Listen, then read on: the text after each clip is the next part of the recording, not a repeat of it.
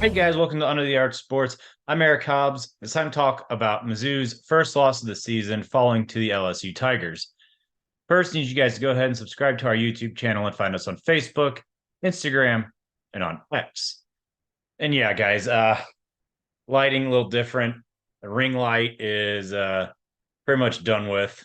So I have my TV screen, a YouTube video that is just pure white. So I'm working with what I got for this one, guys. I'll have that fixed, whenever Amazon gets something here to me. Anyway, Missouri fell to LSU 49-39 in a game that I think everybody it's a type of game that everybody expected. Offense everywhere. And I mean, come on. David and I were all over with the predictions. So you start with the defense, and there's really not that much. They gave up 49 points. LSU had 500 yards of offense. Those are gigantic numbers, awful numbers for a defense, but that's what LSU does to everybody. So you can't even really be mad. LSU's offense is just that good. So you kind of shrug and say, all right, I guess Missouri does not have 2012 Alabama's defense. That's really all you got. Um, it's what LSU does to everybody. So in terms of overall play, I think all you can really point out is the lack of a pass rush and inconsistent safety play really hurt once again. Those were things that you expected, feared would be exploited, and they were. And that's something that I think Missouri's just going to have to scheme around, find ways to minimize their impact, however that is. And we'll see what comes of that. Offensively, what do you say? I mean, Missouri put up 39 points and 500 yards of offense. They did their job. They did their job. That's really all there is to it. Brady Cook had his first 2 picks of the year. Yeah, they were mistakes. The second one in particular, more desperation. What are you going to do? It's been a calendar year since he threw a pick. Come on. They're mistakes. You expect it out of a college quarterback of any level. So you just hope that it's not the beginning of a trend and that Cook goes back to being kind of disciplined. Nothing to worry about for now on those. Now, yeah, I don't know. I think there's going to be people who blame the offense, and I'm not going to listen to that argument. As I said, 39 points, 500 yards of offense. You expect to win a game whenever you do that. It's just you have an elite offense on the other side, and they got outscored. Simple as that. But I will say, for both sides of the ball, penalties. It's continuing to be an issue, and some of it you just know is going to happen. Cameron Johnson, he's going to commit 1 or 2 penalties a game. You just know that's happening. That's just part of his game, as frustrating as it is.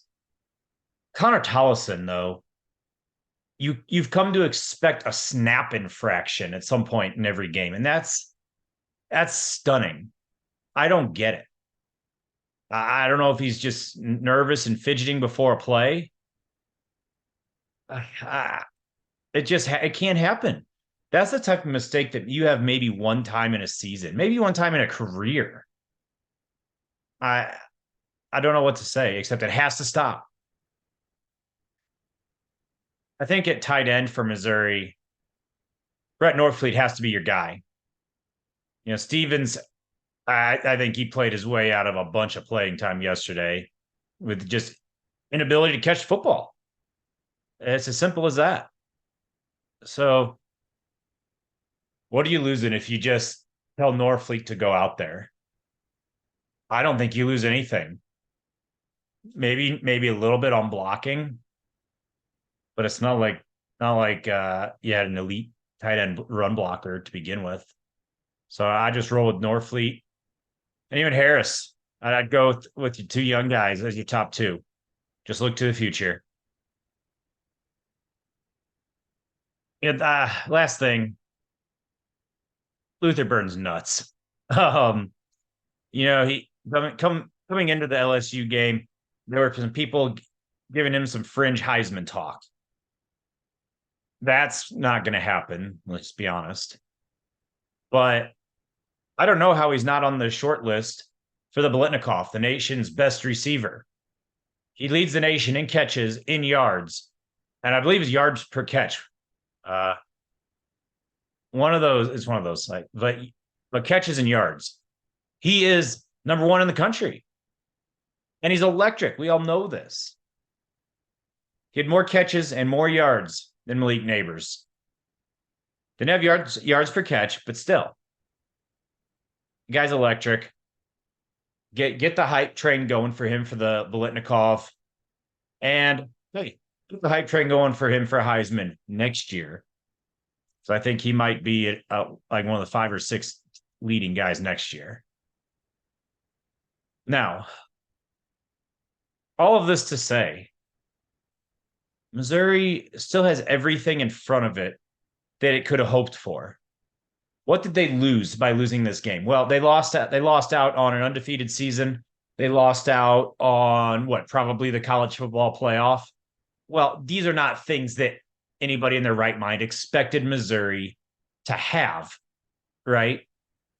Yeah, I think people were hoping for 8-4, and this was an assumed loss. If you offered any rational Missouri fan, hey, on October 8th, Missouri's 5-1. They're taking it in a heartbeat if they're offered that on Labor Day. You kidding me? Especially the way the rest of the SEC East is looking. Yeah, I mean, yeah, at Georgia does not look like a fun time. But does any other game really scare you? Even Tennessee at home. Hard, challenging, doable. So we'll see what comes of this. It still has a chance to be a really good season for Missouri, a building block to cementing the program. So we'll see what comes of that as we continue along the season here. We'll have our preview for Kentucky. Hopefully, I have a new light by then. We'll see. But hey, we're gonna do some postmortem Cardinals stuff. Already got one video out. We're gonna have more.